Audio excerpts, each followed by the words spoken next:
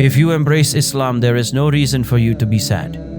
Miserable are those souls that are ignorant of Islam or that know Islam but have not been guided to it. Today, Muslims need a slogan or advertisement to be broadcast worldwide. For Islam is a great message that must be conveyed to the masses.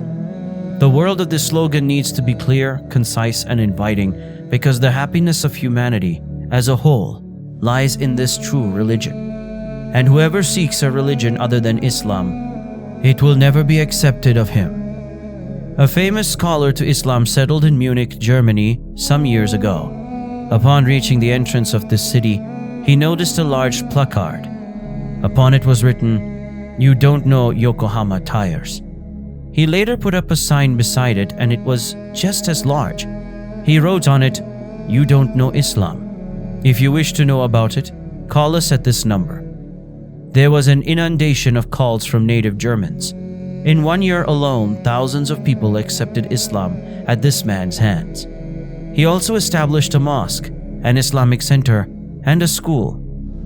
Most human beings are confused and are in dire need of this great religion. They need Islam so that a peaceful and serene life can take the place of the chaotic one that they are presently leading.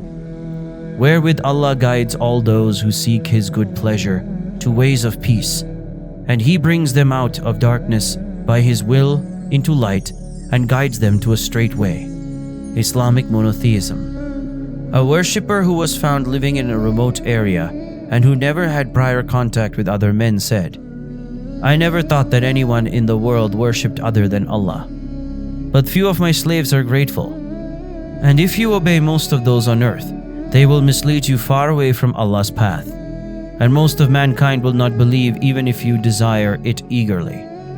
One scholar informed me that during the time when Sudan was a colony under the British Empire, a desert nomad came to the capital city, Khartoum, when he saw a British policeman walking in the center of the city. He asked a passerby, "Who is that?" He was told that the man was a foreign policeman and that he was a disbeliever. The nomad asked, "A disbeliever in what?" "A disbeliever in Allah," was the reply. Living in the desert for so long, this man's inborn nature, unspoiled by evil ideas, had remained intact, and so, when he heard something so absurd, it made him astonished and sick. He said, "And does anyone disbelieve in Allah?" He then grabbed hold of his stomach and vomited from sheer disgust at what he heard. "What is the matter with them, that they believe not? Then by the Lord of the heaven and the earth, it is the truth, that is, what has been promised to you, just as it is the truth that you can speak. One should think well of his Lord and should seek his favor and mercy."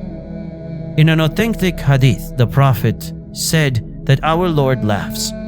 After hearing this, a desert Bedouin said, "We are not bereft of a Lord who laughs well, and He it is who sends down the rain after they have despaired. Surely Allah's mercy is ever near unto the good doers." Yes, certainly the help of Allah is near.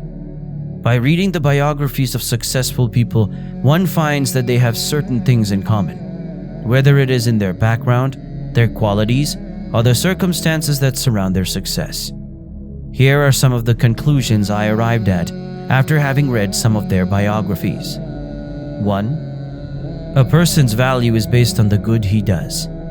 This is a saying of Ali. May Allah be pleased with him, and it means that a person's knowledge, character, worship, and generosity are the yardsticks by which he measures his worth.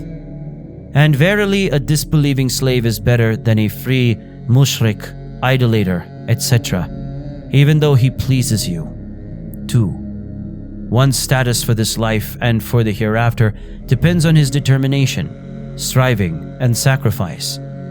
And if they had intended to march out, certainly they would have made some preparation for it. And strive hard in Allah's cause as you ought to strive, with sincerity and with all your efforts, that His name should be superior. 3. Every person, by the will of Allah, is the maker of his own history. He writes his life story with his good and bad deeds. We record that which they send before them, and their traces, their footsteps and walking on the earth with their legs, to the mosque for the 5 compulsory congregational prayers, jihad, holy fighting in Allah's cause, and all other good and evil they did, and that which they leave behind. 4. Life is short and passes quickly. Do not make it shorter by sinning, by worrying, or by quarreling. The day they see it, it will be as if they had not tarried in this world except an afternoon or a morning.